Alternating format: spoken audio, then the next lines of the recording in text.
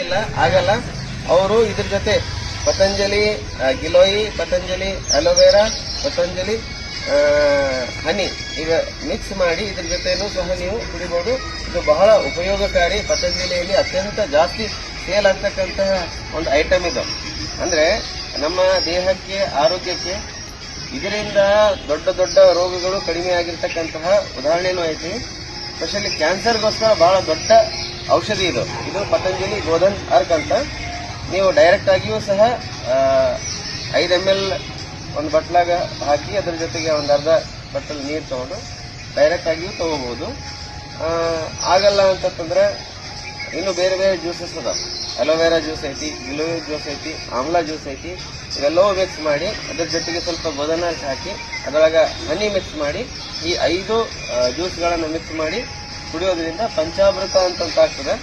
ಇದರಿಂದನೂ ಸಹ ಬಹಳ